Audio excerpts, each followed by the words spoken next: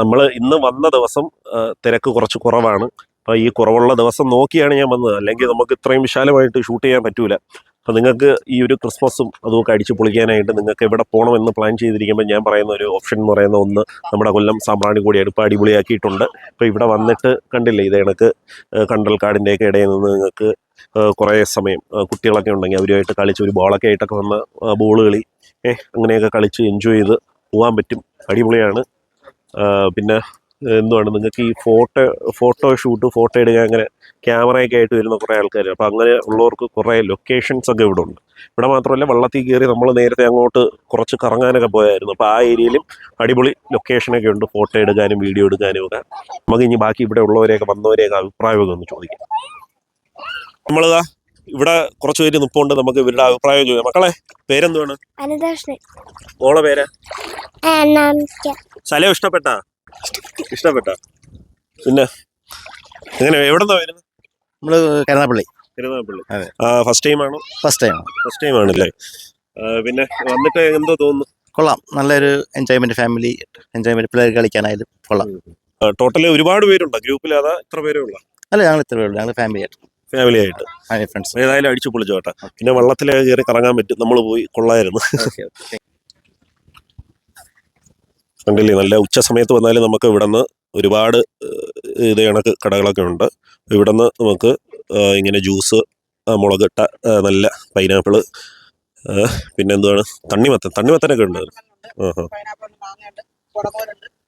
എല്ലാം. ഇത് കുടത്തിയിരിക്കുന്ന എന്തുവാണ്?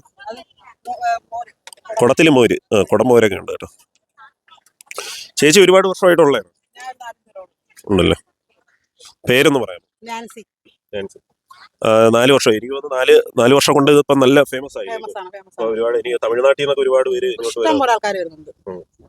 ഏതായാലും ചേച്ചി ചോറുണ്ടോണ്ടിരിക്കുമായിരുന്നു. കഴിച്ച ചാനലിൽ വരുമ്പോൾ കാണണേ. ചാനലിൻ്റെ പേര് ചൂണ്ട ക്രിയേഷൻ, യൂട്യൂബിലാണ്. നമുക്ക് ഇതിൻ്റെ മണ്ടയിലൊക്കെ വേണേ വലിഞ്ഞ് കയറി ഫോട്ടോയ്ക്കൊക്കെ പോസ് ചെയ്യാം. സംഭവം സിമ്പിൾ കേട്ടോ, ജസ്റ്റ് ഒന്ന് കയറി നോക്കാം.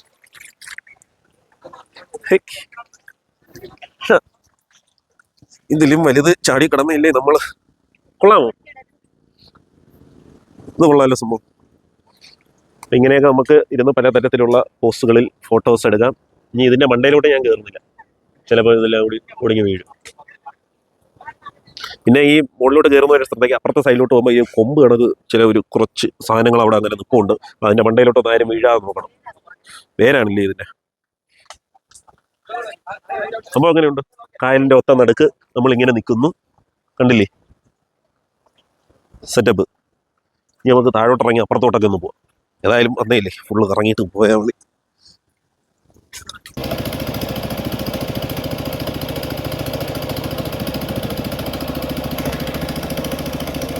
മധ്യത്തോട്ടില്ലേ?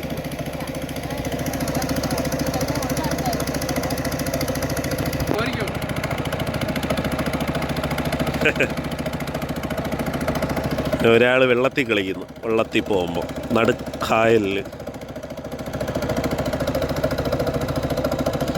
നീന്തലൊക്കെ പഠിച്ചിട്ടുണ്ടോ?